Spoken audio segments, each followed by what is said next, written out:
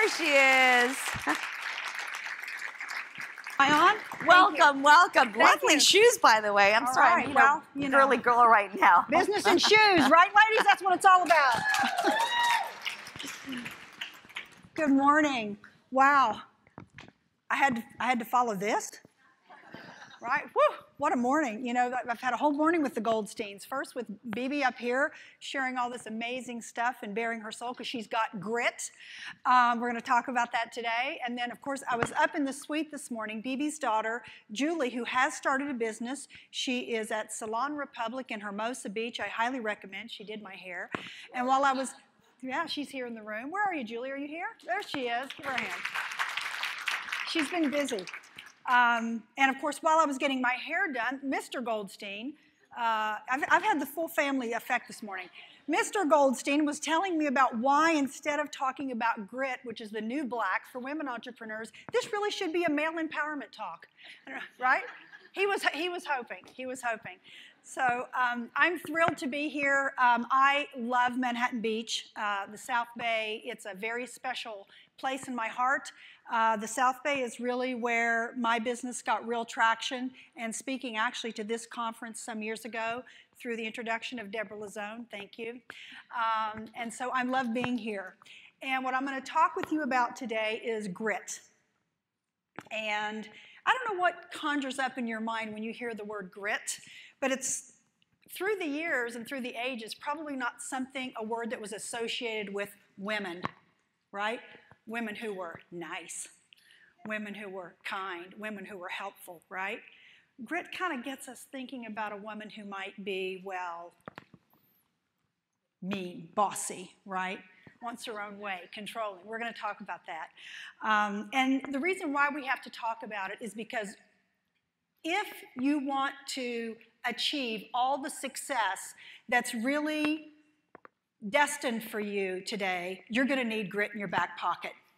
And we're going to talk about that because the future, I don't know what you've been reading. I hope you've been reading and looking at the research. But ladies, the future is so bright for women right now, it's blinding. Right? It's blinding. I won't get into politics today, but we have 2 women running for president. Pretty awesome, right? And the reason why we have that happening right now is because we had women who had grit before us, right? We had women who had grit before us, who went before us to help us. The one that's coming up for me right now is, you know, there are many, but one is Susan B. Anthony. You know, if Susan B. Anthony didn't get her grit on all those years ago, do you know that we couldn't vote? We couldn't own land. We couldn't manage our money. We could do next to nothing. Now, she didn't do it by herself. She did it with a community of women, but she was a real leader. The other woman I always like to refer to, who has a lot of grit and who's helped a lot of women today is Sara Blakely, right? Spanx, right? I've got mine on, do you? Think about that. Now, that's a woman with grit. I don't know if you know her story, but I want to tell you about it. Susan Blakely is a woman who saw a need, and you know what the need was? She said, you know what, women don't just need pantyhose. We need something that's going to, you know, allow you to wear a dress like this when you're over 50, right? And so she developed these stockings, right?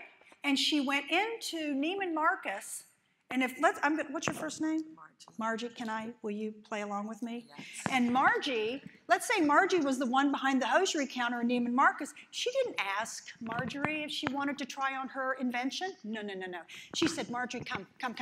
And she dragged her into the ladies' room, and she said, go into that stall and try this on. You're going to love it. And that's the story of how Spanx got started, right? Was that grit? That was grit. So I'm going to talk with you about that today. I'm going to help you look at how much grit do you have right now. We're going to look at your grit gauge. And we're also going to look at how do you, no matter where you are on the grit gauge, what's your first name? Andrea. So if Andrea's looking at the grit gauge later on and she says, gosh, I'm not quite where I want to be, or she may say, man, I got this thing, I'm done, I've got it. We're going to give you some tips on how to get your grit on even better, okay? But first, I just want to take less than 5 minutes to tell you, for those of you who I haven't met, I know many of you in the room, but a little bit about who I am and where I came from, because I think it ties nicely into what Bibi and some of the other women have already talked about. I grew up and got out of college and went and got a job, just like most of you in the room, many of you in the room. I know we have a lot of entrepreneurs, but I also know we have some women here who may be thinking about starting a business, or maybe you're just getting started. And I will tell you that I started my business out of a need. It wasn't because I grew up thinking, oh, I'm going to be an entrepreneur, I'm going to own my own business. Nothing could be further from the truth. I started the business 2 decades ago, not my current business, but I started the business because I had a problem. I was living, unmarried, no children at that time. I was living in Brentwood, and we know Brentwood, it's expensive, and I didn't make enough money to live in Brentwood on my own, so I had to have a roommate. She was a very nice girl, but I didn't want her in my house anymore. I wanted to have the place all to myself, right? I was getting to be in my late 20s, and I just didn't want to have a roommate anymore. But the problem was she paid me $500 a month for the rent, and I couldn't replace it. The other problem was that my boss said that I wasn't going to get a raise that year, even though they thought my work was great, and I wasn't going to get any bonuses. So here's a clue, ladies. Be curious. You may want to write that down. Put that on your phone. Always be curious, because I started my first business because a paper crossed my desk that shouldn't have. Now, it's a much longer story. Don't have time for that today, but I'll tell you another time. But a paper crossed my desk, and from there, the business started. And as you know, I was introduced as owning my own company, Smart Women, Smart Solutions. I owned a different company back then. It was a marketing company that was 12 years old, and I ended up selling it to a competitor. It was a very successful company, but here was the problem. I was in my late 30s. I was newly married. I wanted to start my family. I had just climbed on an American Airlines flight in Dallas because all I did was travel. I had set my first business up all wrong. It required, I lived in Los Angeles, but I was never here. It's 8 o'clock at night. I'm in Dallas. I sit down on the airplane, and I hoisted this book about this thick about infertility up on my lap, and I thought you only had to do one thing to get pregnant. Apparently, there are many things that you have to do when you're approaching 40, or at least for me. So I pulled this book up on my lap on infertility, and I'm starting to open it, and then the flight attendant walked by and said, "Hi, Joy." And I'm thinking, there's something wrong with this picture. I'm holding an infertility book, and the flight attendant knows my first name because I was always traveling back and forth. So I thought, okay, it's time to change my lifestyle. So hence the reason I sold that company. I very fortunately have 2 beautiful children. But as a result of that, one thing I knew that was missing from my life, here's another key. What's missing from your life right now? Is there something missing that you'd truly like to have? If there's something missing, think about that. Because what was missing for me is I had a beautiful family, wonderful husband, but I missed business. I love business. I could talk about business from the time, she knows, from the time I wake up until the time I go to bed. I have a love affair with it. And so for me, I had to go back. I had to start a company. And I knew that I wanted to start a company that could really help women, because I had a lot of knowledge to share in all my years in business when I owned my first company. So that's how I got here today. And I wanted to give you that little bit of information, because sometimes when I go to a conference and I hear somebody speaking, I'm thinking, well, what does she know? Why is she standing up on the stage? What's her background? So I just wanted to share that with you. So now what we're going to do is we're going to get into the presentation. Let me just get a sip of water. I'm kind of upset because, you maybe didn't even notice this. Do you see that? I was thinking all week, I'm going to wear a dress on stage. Bibi says there's going to be 300 women, and I was hoping not to have a bruise. But yesterday I had a fight with the dishwasher, and the dishwasher won. So there it is. There we go. All right, so the new grit, the new black for women entrepreneurs. One of the reasons why we don't embrace grit is, there we go, that's why, because we think it looks like this, right? When we were young, maybe in your family, maybe not in your family, one of the things that girls, I know I was told to do this, Joy, sit down, put your hands in your lap, say please and thank you, and don't speak unless you're spoken to. Anyone else ever had that in their family? Okay, a few people in the room. You don't have to raise your hand, but a few people, thank you. And so as we grow up, what do? We do that. We think that's what women are supposed to do. I know I'm a Girl Scout troop leader, that's all I'm going to say. I agree with most of it, not all of it. And I work with my troop on those things about what a girl should be in today's world. I do love the organization. But this is why we typically don't speak up or we don't take charge of our own unique voice, right? Because we're afraid of how people what they'll think of us. They're afraid that we'll look bossy or controlling or demanding. And that's not what grit is, right?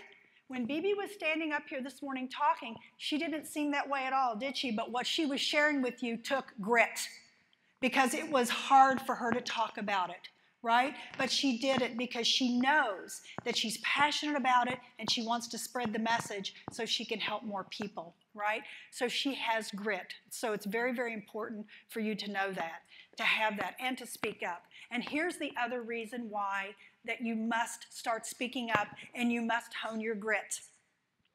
Because there will never be another you, ever, in this world. Now, I want you to take that in for a minute. There will never be another you ever in this world. You are unique, which means that only you can deliver the gift that you have. No one else can deliver it, right? Does that make sense? So if we sit with our hands folded in our lap and we don't speak up for fear of owning our voice, what damage will that do? Right? We've got to start owning our own voices and speaking up about what we believe in. And this is very true in business too, okay? Let's take Robin. Robin has a company that helps authors, business people become authors and use books as lead generating tools, okay? Or, you know, we've got, Nafisa, I didn't even see you. Hello. How are you? All the way from Canada. Nafisa has a business coaching company. We've got 2 attorneys sitting here. We've got Wendy here who works with women on really finding love, miraculous love. Now let me tell you something. Here's what goes through our minds though, ladies. We see other people in our industries who may do something similar to what we do, and we start to think, well, gosh, other people are doing what I'm doing. How's that going to be perceived? It can never be done the same way because you're unique. Your way of doing your law practice, your business with authors, your leadership coaching, your loving, it cannot ever be done the same because you're different. Your approach is unique. So stop thinking about competition and start thinking about sharing your own unique voice with your own level of grit. Make sense? Okay, so let's now look at, laughing. They know I'm always fighting with those projectors, right? I'm terrible. So the 2 reasons why you need grit in your back pocket. Number 1, grit matters. Without grit, nothing greater significance happens. Now, if we went all around the room today, I know in every, on every smartphone, iPad, in your purses, whatever, you've got a to-do list, ladies. I know you've got to-do lists in there somewhere. And they all have these things on them that you need to do, right? Whatever it is, go to the dry cleaners, pick up a new soccer ball, kids need new shoes, whatever. I'm not talking about that. If you noticed, I used the word significant. When you want to accomplish something really big or significant in your life, you need grit. Perfect example, right here, Kathy Alessandra. She said, I'm going to lose 50, she gave me permission to say this. I would never do this without. She said, I'm going to lose 50 pounds. That's what she told me. I can't lose 3. I don't know how she lost 50. She said, I'm going to lose 50 pounds. Well, she hasn't lost 50. She lost 70. Okay?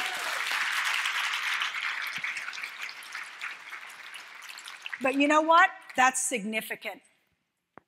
Right? That's not something you just write on your to-do list. That's significant.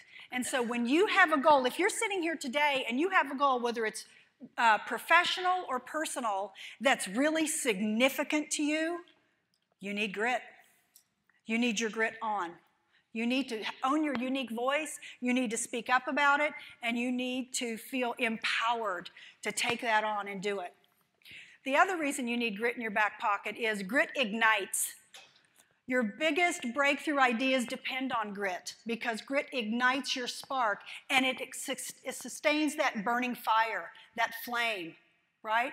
Grit will ignite you. When you are so tired that you feel like you cannot go on, if you've got grit around your goal and you're owning your own voice, if you feel confident and you feel courageous and you feel determined, you will succeed. And that's why I put grit in your back pocket. I almost said this is why you need grit on your smartphone as an app, because I don't think so many times we're not wearing pants with pockets, but you get my point. Should be an app. So this is important. It matters and it ignites. But I'm talking about the big stuff, ladies. Obviously, the South Bay Women's Conference, all the people that we saw, they stood up, the volunteers, that's a team with grit. They couldn't have put this together if they didn't have grit. Why? Because there were obstacles. Anytime you're reaching for a big goal, there are going to be obstacles in the road, right? Very, very important. Do we think Susan B. Anthony had obstacles? She risked her life. We are not risking our life. We don't have to do that anymore. But it's about having that courage and that confidence and that determination. And we're going to talk about whether you're feeling like you have it right now or it's something you need to work on, how you get more of that. Now, there are 4 essential elements of grit, okay? And I wanted to give this to you this morning because some of these, again, you may have it nailed, but some of these you may think, okay, you know what, I see that's what I need to work on. And the beautiful thing about this is anybody can do it. So I wrote here grit. The G in grit is growth. Open to possibility and new ideas. Now, how do you know if you're really have a growth mindset or if you're really in the growth part of your grit? I'll tell you why, or tell you how, sorry.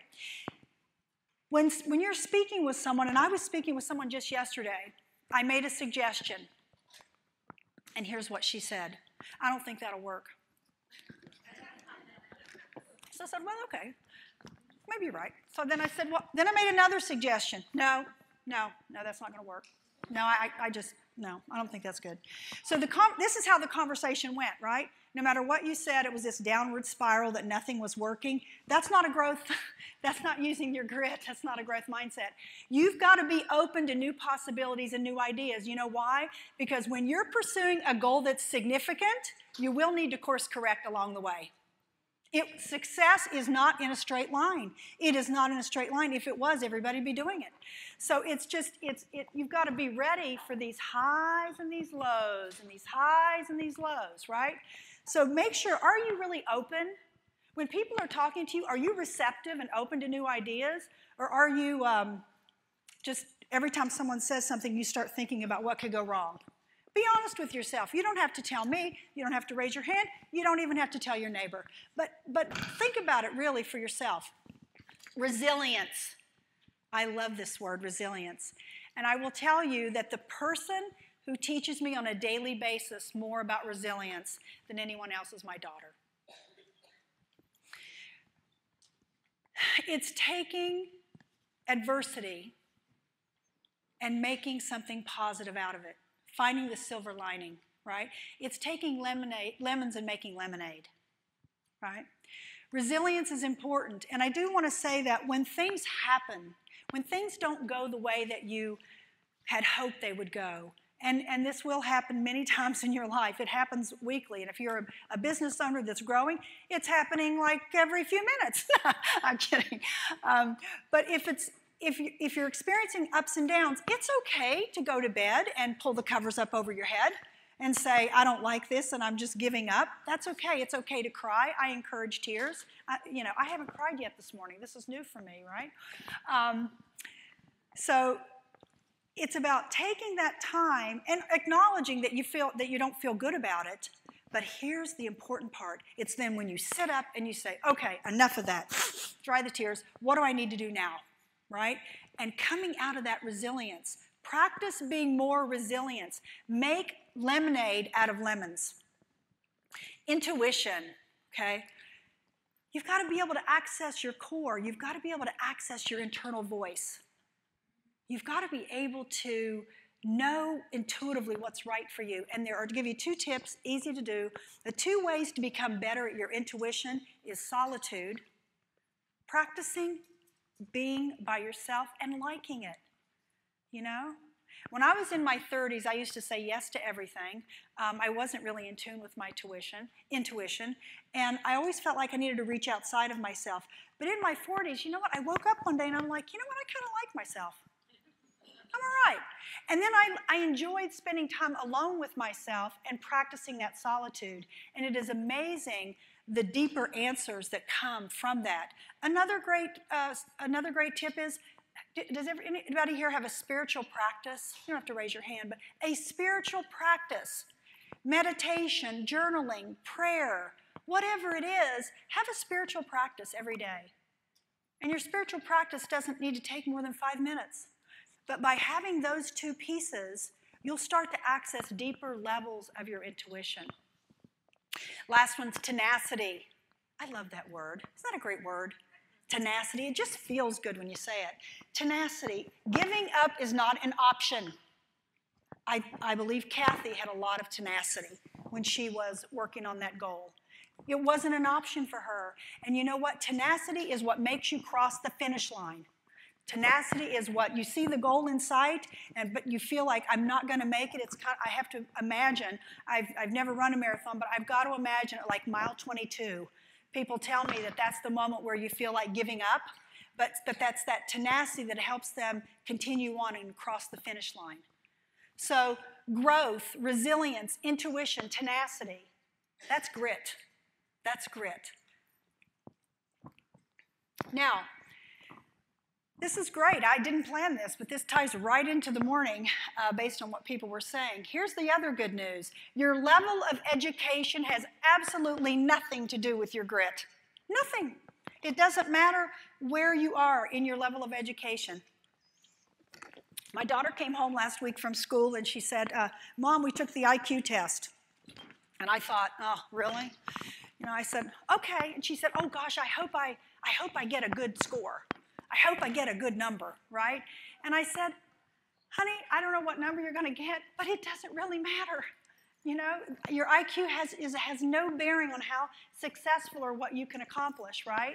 So, and I was never in school. You know, I went to school. I shared that with you earlier, but I was not an academic scholar.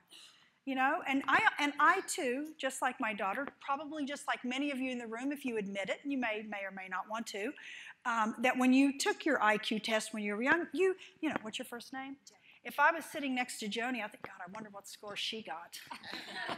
You know, I bet she's like 200, and I got like 40. You know, but I don't even know what the numbers are. But what's a good test of an IQ? But the point, don't we? Because we compare. It's like, oh God, I wonder what she got on her test, right? I know she's smarter than me. She just seems to always get everything right, you know. But it doesn't matter. That doesn't matter. So whatever that number is, you know, and hopefully most of you have forgotten it because I certainly have. But what I was excited about when I was in my early 40s, Daniel Goleman, you may have heard of him. Daniel Goleman came up with this theory of EQ, and I was over the moon. I'm like, finally somebody gets me, you know, because your EQ is where you access your emotions and your feelings to make decisions, right? Because, what's your first name? Jessica. If I understand Jessica, if I can understand myself and my emotions and my feelings and what makes me tick, I can understand Jessica, right? And you can learn a lot of things in life, in business, that will help you be successful. But let me just give you another tip now. Start learning people. Know your craft, know your business, start understanding people. Because when you understand people, you can start to understand what makes them do certain things, what makes them maybe want to buy your product, not want to buy your product or service. So start learning about people. That's the most important thing that you can do, all right? So that was IQ, your EQ, and now there's GQ, right? Our grit quotient. Right? That's a new one. I'm developing a new one now. So that's our GQ. Well, how's your grit monitor? You know, how easily can you access your confidence, your courage, your determination, and your willpower? Because you're going to need it. You're going to need it in this world because things are, as I said, the future's so bright it's blinding for women.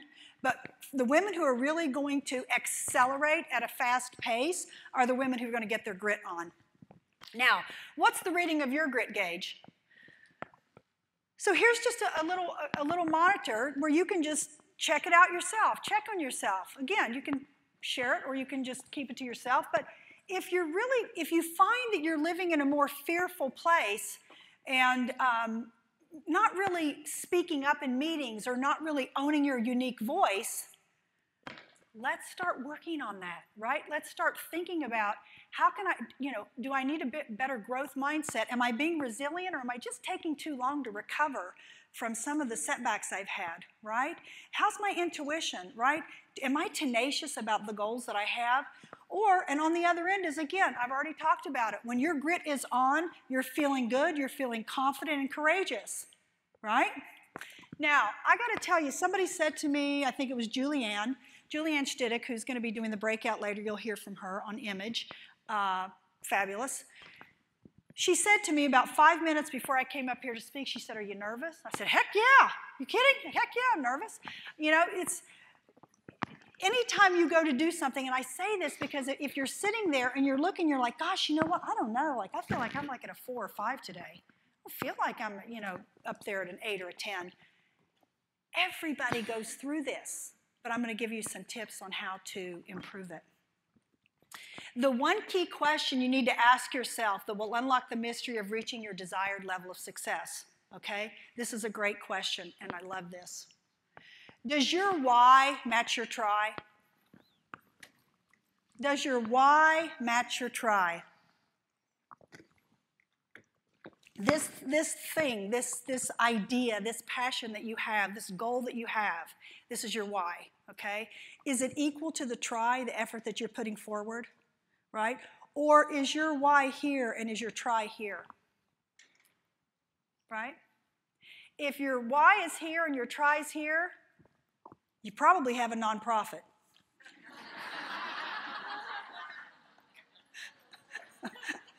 I'm just here to tell the truth, ladies and gents. But it's true. And I did want to talk about this morning because I see this a lot with women in business. And it's the one thing that if we could get this one piece of it mastered, boy, everybody's business or whatever their goals are would go through the roof. So I want you to ask yourself, does your why meet your try?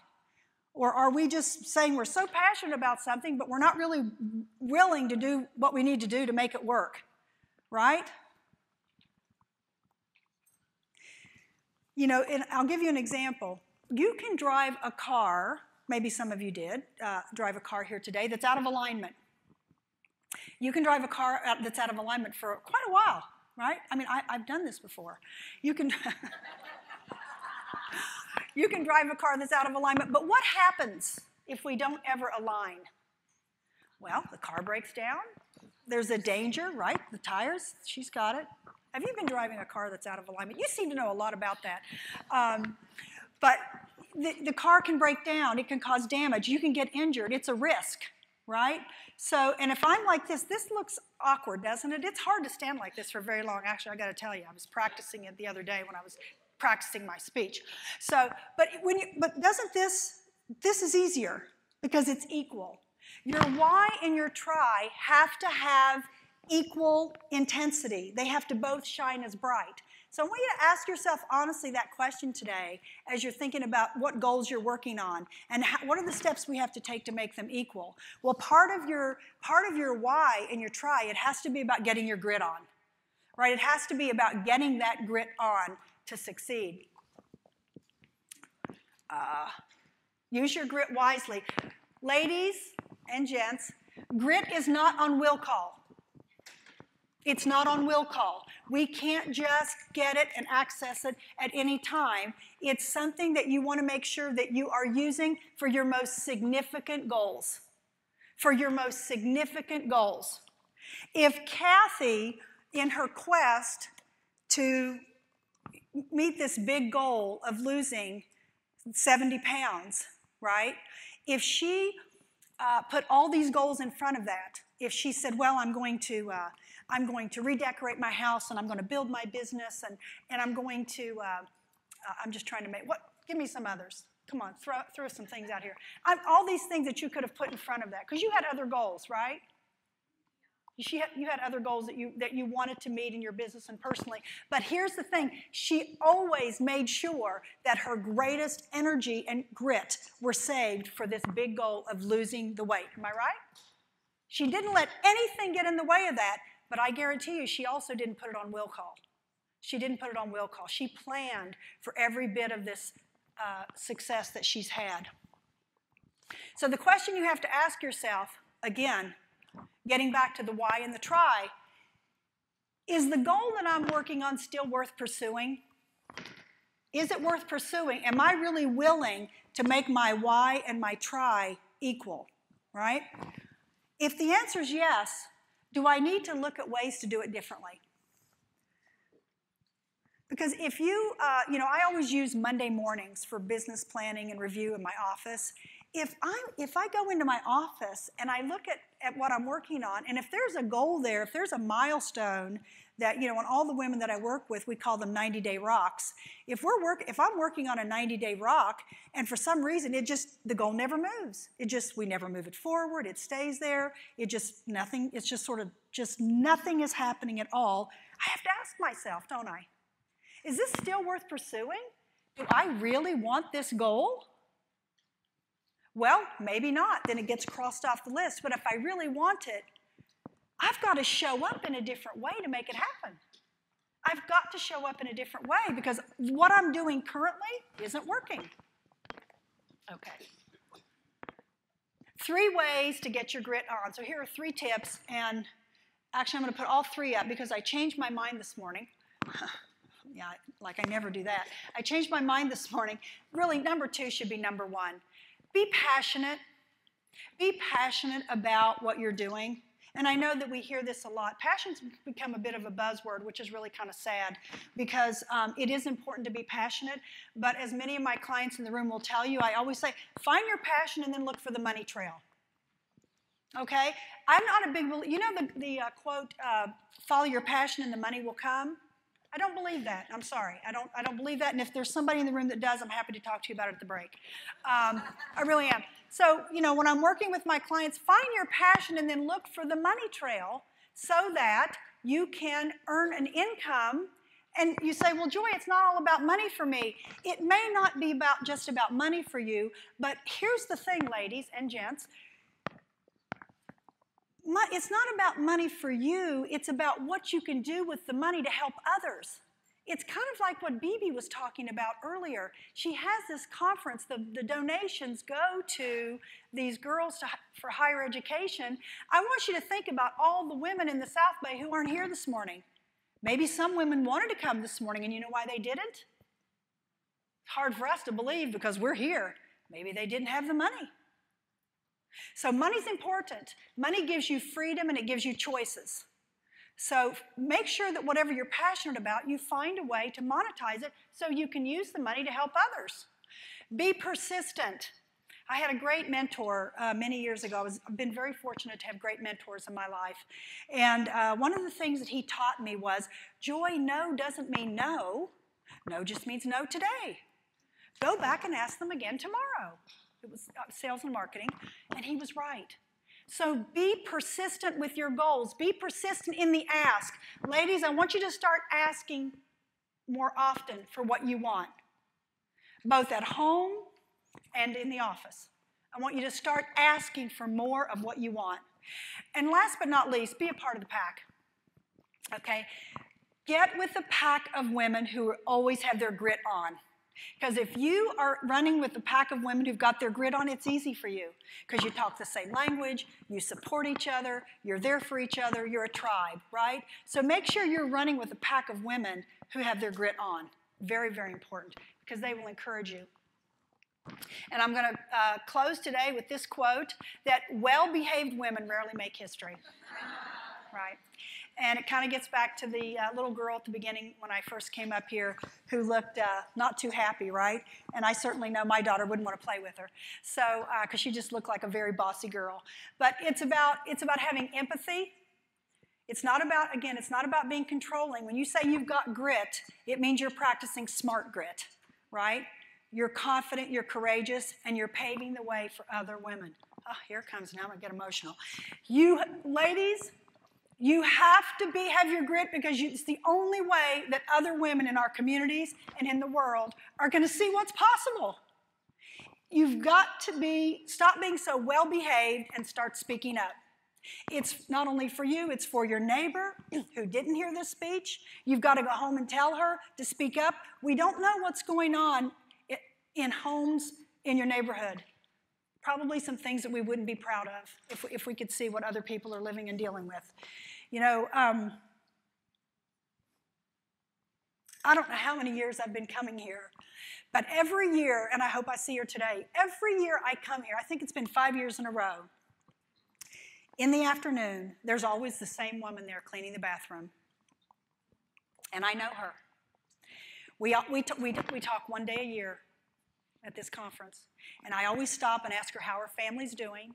I ask her how she's doing. And it's an interesting connection that we have. We smile to each other. We know each other. It's like, oh, I'm so glad you're here. Oh, I'm so glad you're here. You know, I spent 15 minutes in Starbucks this morning talking to the gal who opened up the Starbucks here in the Marriott. I learned a lot from her today. I learned a lot about how Marriott works with Starbucks. Interesting, because I'm interested in business, but I was interested in her. I put $2 in the little tip jar because I was her first customer today. You know why? Because if I didn't put $2 in, 10 people would probably come by and get coffee and not tip. And I wanted people to see, oh, people are tipping. Let me put some money in. Have empathy. Share this day, anything that you learn, not just from me, anyone that you learn from this stage, go back and share it with your daughters, share it with your neighbors, share it with your friends, because the only way that more women are going to get their grit on is if we model it and we show them what's possible. Thank you.